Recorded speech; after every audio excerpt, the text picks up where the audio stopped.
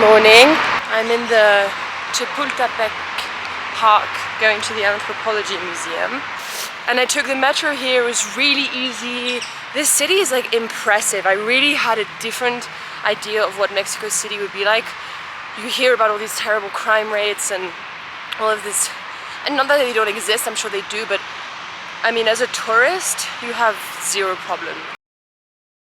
The power of a single conversation can change your whole day around. And usually your conversations are like positive, you know, you're not like fighting with people. So if you're ever having a downtime, just go speak to someone, you know, and share and let yourself experience yourself. Like, when I'm talking to people, I'm discovering things, opinions that I have, and discovering viewpoints and like all these different personality traits of myself I'm discovering while I'm chatting to people.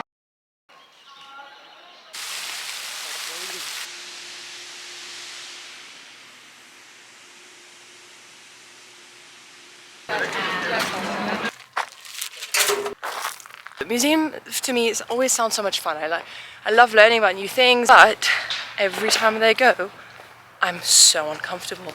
My back hurts, my feet hurt, you know, and I also have attention problems. It's hard. I have to reread things over and over, and also I'm not the kind of girl to do half-fast anything, so I have to read everything, which makes it so impossible. I was also observing people the way they are at museums, and they don't look at everything. Most people are faking it, okay? Even documentaries, I have to really be in the mood, and I have to also be doing something else. When I watch something, I usually do something with my hands. Anyway, all that to say is I've now really and honestly and truthfully admitted to myself that I don't enjoy them. And although this one is really reputable and it's really well done, there's nothing wrong with the museum, it's just it doesn't work for me. And also it's around like 2 p.m. now, so I'm getting to a point where I'm hungry.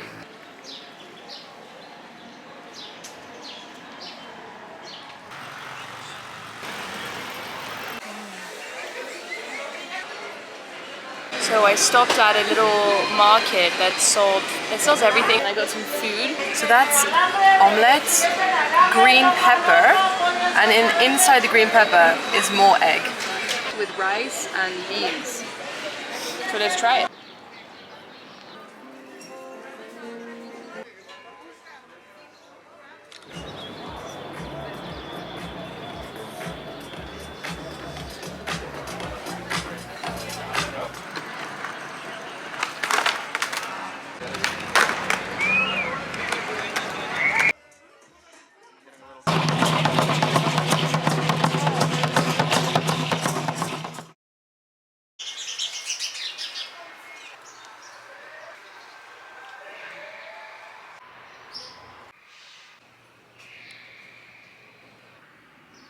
What do I have to say? I mean, I do have things to say.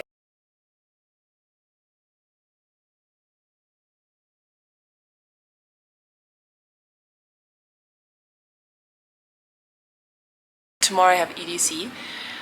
I've never been to a festival before. It's like with a bunch of people that I don't know, and I have like social anxiety, and I'm a bit of an introvert, and it's just like, I think most introverts and socially awkward people can understand how the struggle of doing something new with people you don't know, because it's like brings about all of the times that I was rejected by a group. So, you know, it's not a great feeling, but I'm still like powering through it, and I want to overcome all these fears that I have by doing things, and that's why I'm doing this EDC. Yes, it's for the music, yes, it's for the light show, yes, it's for the life experience, but it's also because I'm putting myself in an uncomfortable position in order to finally and slowly but surely get over my social anxiety. I woke up and like, oh god, this is really happening. I'm going to the Airbnb today and meeting like 16 fucking whatever people.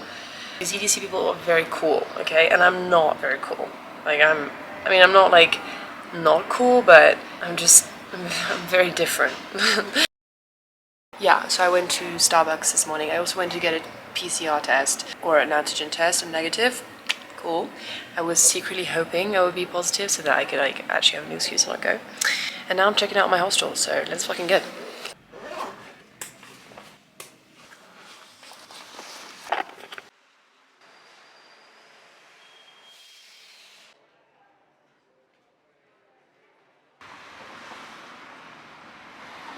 I'm in Coyoacan.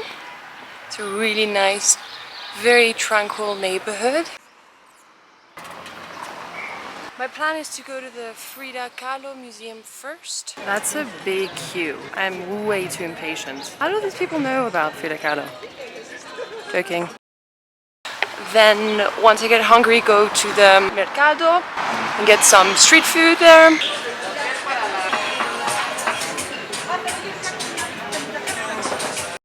And then there's a cathedral, there's a nice park, and then maybe try and walk back. So entirely change of plans. I now have a smoothie after my lunch, which was good. Quite salty and lacking tomatoes, but nonetheless good. This is papaya and orange. The plan is now to just walk around and get lost because it's a really nice place here.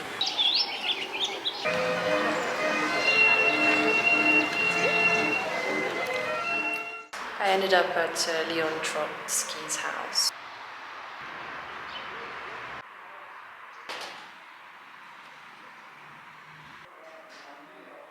It's very peaceful here because he used to take care of chickens. He would only stop when an idea came to him, otherwise he was a pretty natural guy.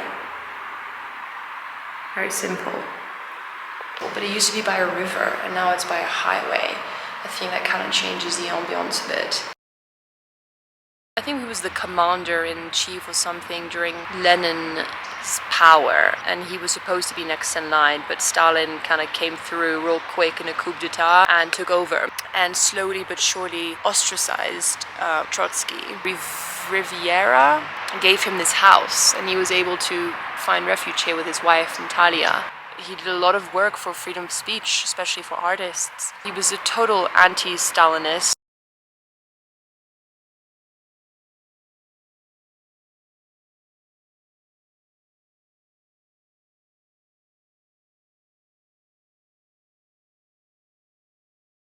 And he got brutally murdered right here in that house. I think there were a couple of attempts.